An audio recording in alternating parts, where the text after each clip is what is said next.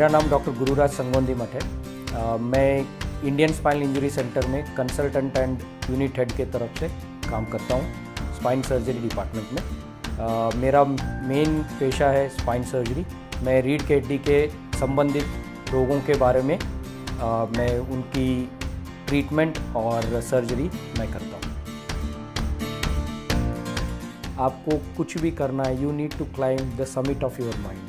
आपको अपने माइंड का ऊंचाइयों को छूना है तो या उसको पार करके निकलना है। जो भी आपके माइंड में जो भी आपको ऑब्स्टेकल्स है उसको पार करके निकलना है। एक बार फेल होगे लेकिन वही चीज़ बार बार कोशिश करते रहोगे, डेफिनेटली सक्सेस आपको मिलेगी। तो फिर कभी भी हार से डर के बैठना नहीं।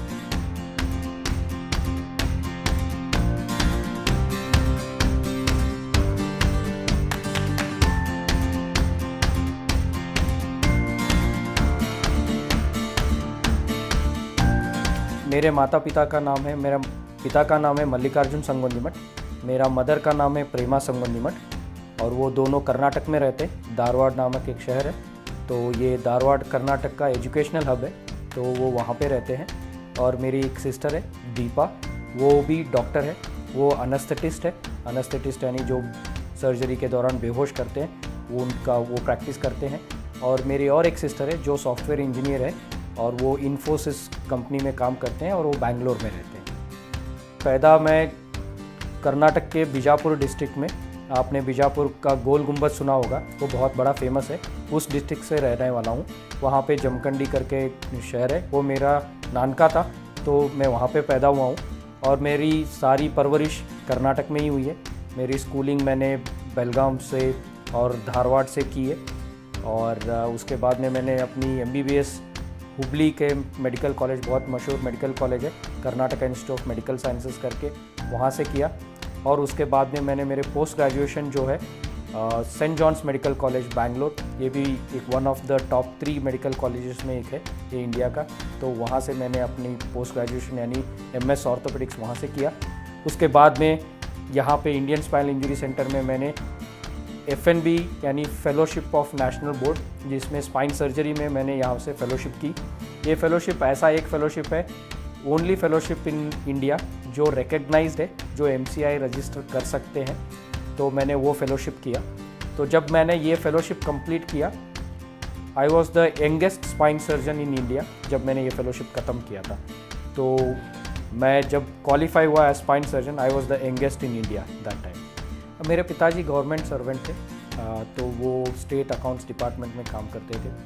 और वो बहुत ही अपने जीवन में जब वो आगे आए तो बहुत ही कष्टदायक जीवन रहा उनका। उनके मेरे दादाजी जैसे मेरे फादर के पिताजी थे, तो वो तो जब मेरे फादर अभी कॉलेज एंटर भी नहीं किए थे तभी उनका देहांत हो गया था। तो वो बहुत ही दूसरों के घर में रह के, वो जैसे कि बोर्डिंग स्कूल में रह के उन्होंने अपनी पढ़ाई की। तो फिर उन्होंने अपने जीवन से जो भी सीखा तो उन्होंने सब हमें सिखाया। अब मेरे माताजी जो है वो हाउसवाइफ थी एंड उनका जो हम 3 बच्चे जो थे उनको संभालना और हमारा एजुकेशन, हमारी पढ़ाई की तरफ, हमारे घर में ऑलवेज पढ़ाई की तरफ बहुत फोकस रहा है। तो फिर हमारे फादर बाहर काम करने जाते थे तो माताजी ऑलवेज हमें जीवन का गोल जो है क्या अचीव करना है वो हमें माताजी ऑलवेज समझाती थी। मेरी शादी हुई थी 2010 में 4 जुलाई को। 4 जुलाई अमेरिकन इंडिपेंडेंस होता है, तो उस दिन मेरा इंडिपेंडेंस खोया था एक्चुअली बट या मेरी वाइफ रेडियोलॉजिस्ट है, तो खुद एक डॉक्टर है, रेडियोलॉजिस्ट जो स्कैन और MRI वगैरह करते हैं, और वो भी मेरे ही शहर से है, धारवाड़ से है। और हम एक दूसरे को बहुत दिन से जानते थे, लेकिन अल्टीमेटली ये अरेंज मैरिज था। और हमारा एक बच्चा है, अभी वो 6 साल का है एंड उसका नाम है समर्थ। तो अभी दिल्ली पब्लिक स्कूल यहाँ वसंत कुंज में पढ़ाई कर रहा है। तो अभी छुट्टियाँ है उसकी, तो अभी दादा दादी के पास में है धारवाड़ में, तो वो वहाँ पे अपने छुट्टियों के मज़े ले रहा है। पहले से ही मेरे घर में मेरे दादाजी और जो थे, तो वो उनको किसी न किसी को डॉक्टर बनाने का बहुत ये था। तो उनके सारे बच्चे, बहुत लोग अभी मेरे मामा वगैरह जो है बहुत बड़े बड़े पोजीशन में है, लेकिन वो कोई डॉक्टर नहीं बन पाए। कोई इंजीनियर बना, कोई लॉयर बना, बट उस वहाँ से ही था कि चलो कोई ना कोई घर में डॉक्टर बनेगा। तो जब मैं डॉक्टर बना, I was the first one in my family to become doctor. But then मेरे पीछे मेरे अभी 3-4 ब्रदर्स और कज़िन ब्रदर्स सारे डॉक्टर बन चुके हैं अभी। बट देन जब मैं पहली बार बना तो फिर मैं पहले आदमी था जो फैमिली में डॉक्टर बना था। तो वहाँ से था कि हम इसको डॉक्टर बनाएंगे। तो जैसे जैसे मैं भी पढ़ाई करता रहा, पहले तो मुझे लगता था कि मुझे इंजीनियर बनना चाहिए। बट जैसे मैं मेरे 12th स्टैंडर्ड में आया, जैसे मैंने एग्ज़ाम्स वगैरह दिए, तो फिर मैंने सीरियसली सोचना शुरू किया कि मुझे क्या करना चाहिए, कौन सा प्रोफेशन में जाना चाहिए, कौन सा प्रोफेशन से मैं सोसाइटी को कुछ दे सकता हूँ, सोसाइटी में कुछ चेंजेस ला सकता हूँ। तो फिर उस टाइम पे हमारे पास ऑप्शंस मेनली यही थे कि या आप इंजीनियर बनो या डॉक्टर बनो। तो फिर मुझे लगा कि इंजीनियर बनूंगा तो फिर मैं इतना सोसाइटी के लिए कुछ कर नहीं पाऊंगा। तो फिर मुझे लगा कि doctor is a noble profession, तो फिर मुझे डॉक्टर बनना चाहिए और मरीज़ों की सेवा करना चाहिए। और क्योंकि I come from very humble background, तो मेरी जर्नी रही है विलेज टू दिल्ली, जो यूजुअली बोलते हैं गांव से दिल्ली पहुंच गए, ऐसा जर्नी रहा है। मेरे फर्स्ट स्टैंडर्ड मैंने बहुत ही छोटा सा विलेज में मैंने मेरा एजुकेशन शुरू किया, जहाँ पे सिर्फ 2 रूम थे उस स्कूल में।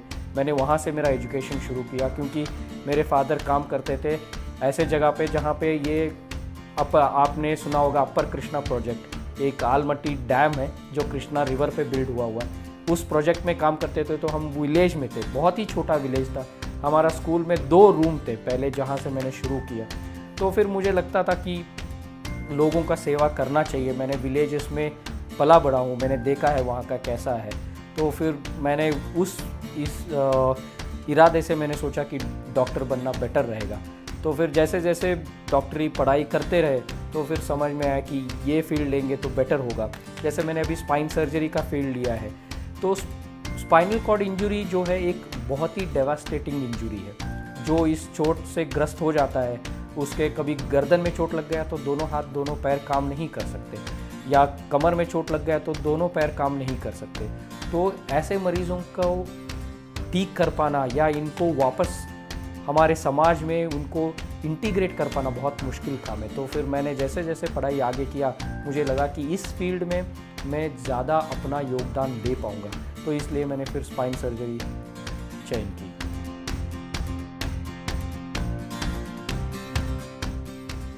पहले तो मेरा प्रेरणा सूत्र में बोलना चाहूँगा कि मेरे फादर है एंड मेरे नाना थे, मेरे मदर के फादर जो थे, ही वॉज अ टीचर। मेरे दादाजी को तो मैंने देखा नहीं है, बट मेरे नाना जो थे वो टीचर थे।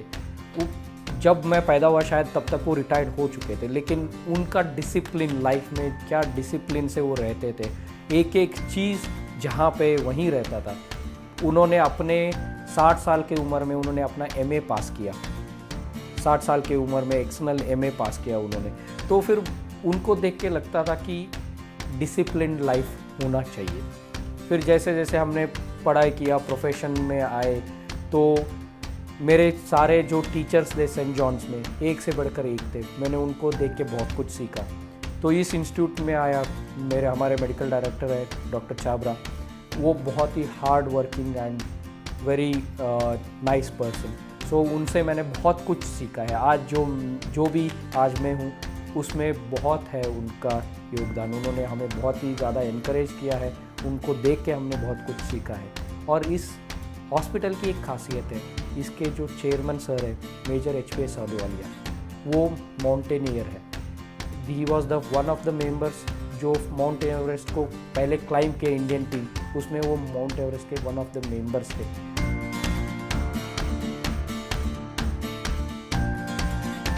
जीवन में चुनौतियाँ ऑलवेज, जब भी हमने कोई भी जीवन की एक पड़ाव पार करते हैं तो वो एक चुनौती ही है। आजकल के कॉम्पिटिटिव दुनिया में हर चुनौती। तो एक तो मैंने जो मेरे फादर से सीखा है वो है हार्ड वर्क एंड कमिटेड रहना है। जो आप कर रहे हो उस चीज़ के लिए, वो बोलते हैं कि एक बार फेल हो गए, लेकिन वही चीज़ बार बार कोशिश करते रहोगे, डेफिनेटली सक्सेस आपको मिलेगी।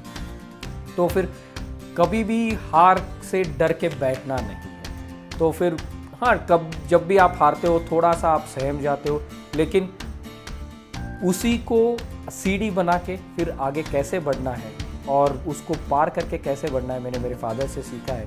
तो फिर मुझे ऑलवेज़ जब भी चुनौतियाँ आई है, मैंने लोगों से सलाह लेता हूँ, मेरे फादर से बात करता हूँ, तो फिर कैसे उसको करना है उसके तरफ एकाग्रता से कोशिश करते हैं, तभी जाके पार कर पाते हैं। मेरा मूल मंत्र रहा है हार्ड वर्क एक्चुअली।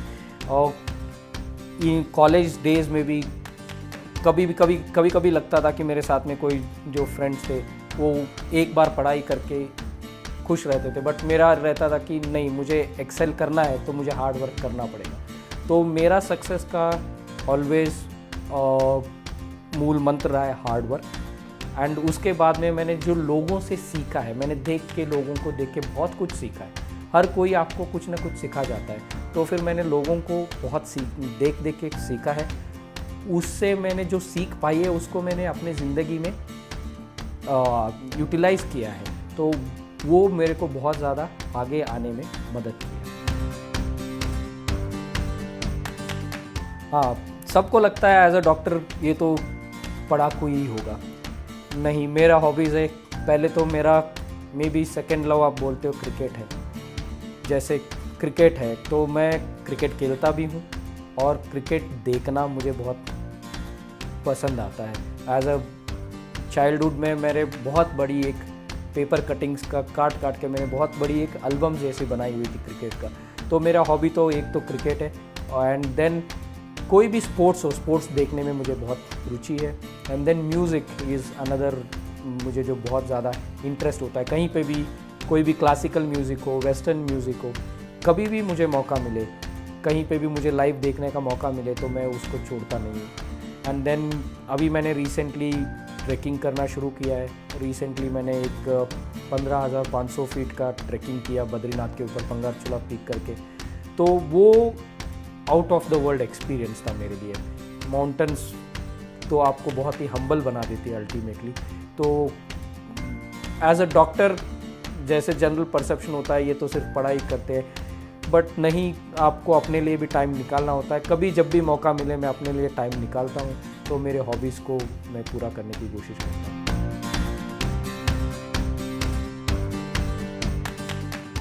मैं लायन से ऑलमोस्ट 4 साल से जुड़ा हुआ हूँ। तो अभी तो मैं राइट नाउ मैं लायंस क्लब चरडीकला का सेक्रेटरी भी हूँ। तो हमने लायंस के माध्यम से बहुत सारे हमने समाज में जो लोगों को मदद हो सकती है वैसे काम किए। जैसे एज अ डॉक्टर मैंने बहुत सारे फ्री हेल्थ कैंप्स किए, एंड एक हियरिंग एड प्रोजेक्ट किया था हमने, जहाँ पे बच्चों को हियरिंग एड्स हमने बांटे। बहुत सारे हमने पेड़ लगाने के काम किए हैं।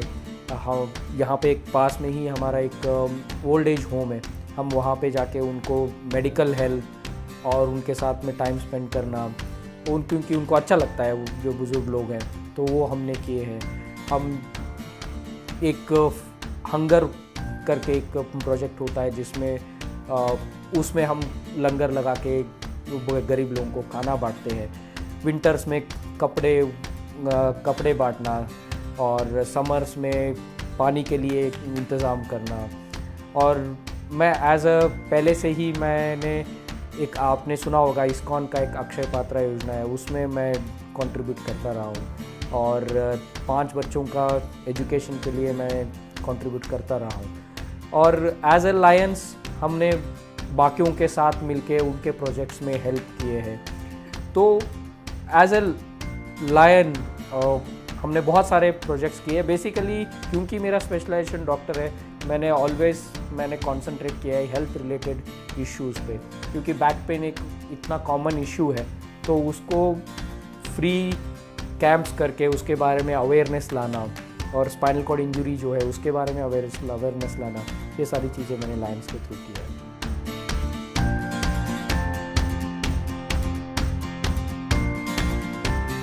एक तो करने की चाह होनी चाहिए, वही सबसे इम्पॉर्टेंट है।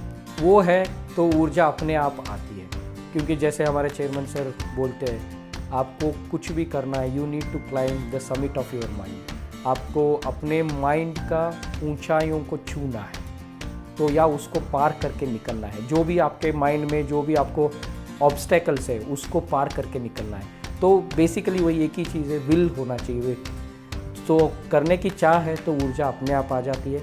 तो जैसे मैंने बोला कि मैं ऐसे बैकग्राउंड से हूँ जहाँ पे मैंने पहले से ही ये सारी चीज़ें देखी हुई है, तो फिर मेरे को वो नेचुरली मेरे अंदर में वो लगता है कि मुझे करना है।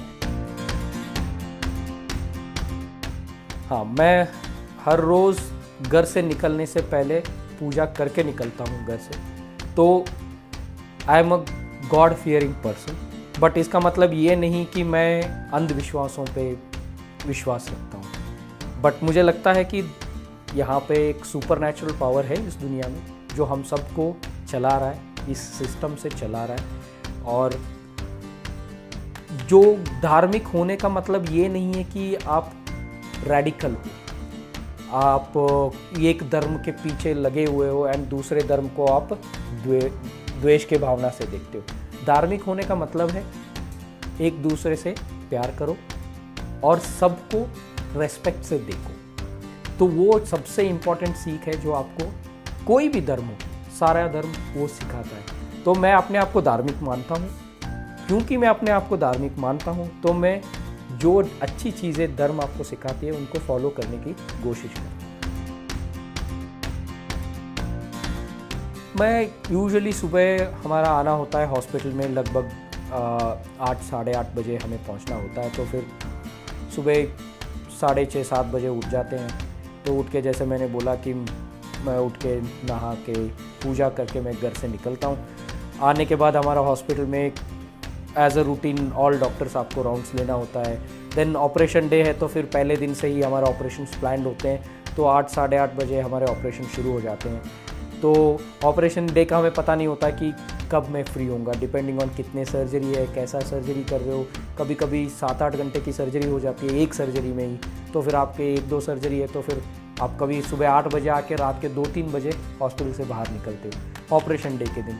जिस दिन मेरा ओपीडी होता है, मैं पेशेंट्स देखता हूँ, तो यूजुअली मैं 10 बजे ओपीडी शुरू करता हूँ। तो लगभग 7-8 बजे तक मेरा काम ख़त्म हो जाता है।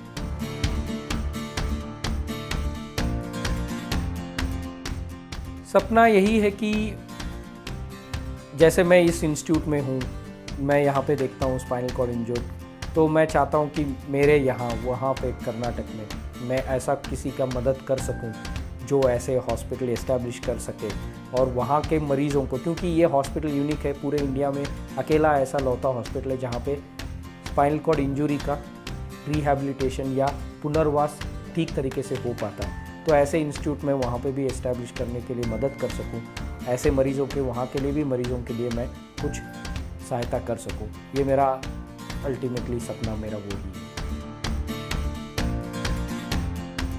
सबसे बड़ा सपोर्ट माता पिता का रहा है और डेफिनेटली मेरी वाइफ का बहुत बड़ा सपोर्ट रहा है।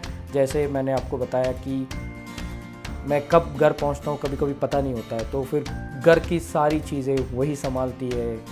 कुछ भी मेरे को लगता है कि इमरजेंसी में कुछ करना है, मेरे को जस्ट फ़ोन कॉल मुझे करना होता है, वो सब अरेंज कर देते हैं। मेरा ट्रैवलिंग होता है, कभी कॉन्फ्रेंसेस के लिए जाना होता है, तो घर में बेटे को संभालना, घर को संभालना, तो सब कुछ मेरी वाइफ करती है। तो फिर ये 3 लोगों का मेरे लाइफ में बहुत बड़ा सपोर्ट रहा।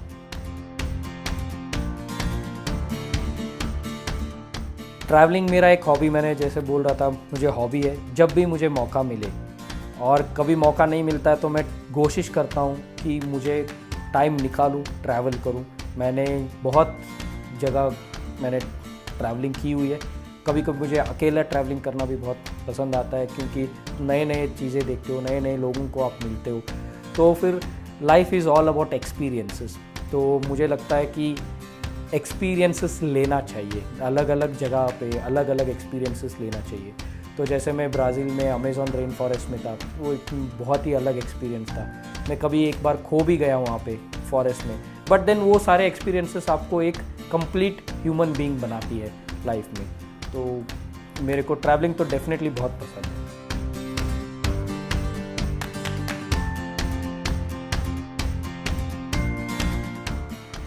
डेफिनेटली मैं बोलूँगा जब मैं यहाँ दिल्ली में ईस्ट इंस्टीट्यूट में आया तो वो एक मेरा लाइफ का बड़ा टर्निंग पॉइंट था, क्योंकि जो आज मैं जो भी हूँ आई वो टू दिस इंस्टीट्यूट एंड मेरे सीनियर्स जो है उनके लिए मैं डेफिनेटली उनके आभारी हूँ इस चीज़ के लिए।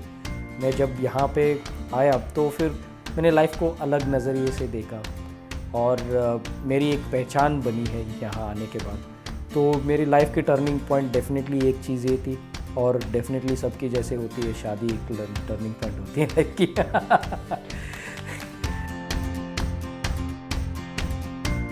डेफिनेटली देखो, ये सब कुछ जो है, कोई भी आप जो ड्रग्स वगैरह लेता है, जो भी कुछ भी करता है, तो आप देखोगे कि वो रिपेंट करता ही करता है।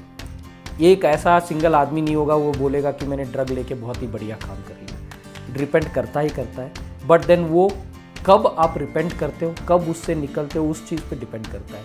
तो डेफिनेटली जो शुरू कर रहा है उसको तब भी पता है कि मैं चीज़ें अच्छे नहीं कर रहा हूँ, लेकिन वो जो इंस्टेंटेनियस ग्रैटिफिकेशन, जो क्षणिक सुख के लिए, जो एक मिनट की हैप्पीनेस के लिए, जो हेलुसिनेशन के लिए जो ड्रग्स करते हैं, वो तो उस टाइम पे तो ठीक लगता है, लेकिन सारे ड्रग्स हमारी युवा पीढ़ी को आज बर्बाद कर रहे, ख़राब कर रहे, वो उनको दिशाहीन कर देते हैं, पढ़ाई नहीं कर पाते हैं, लाइफ की कोई वैल्यू नहीं रह जाती है उनके लिए।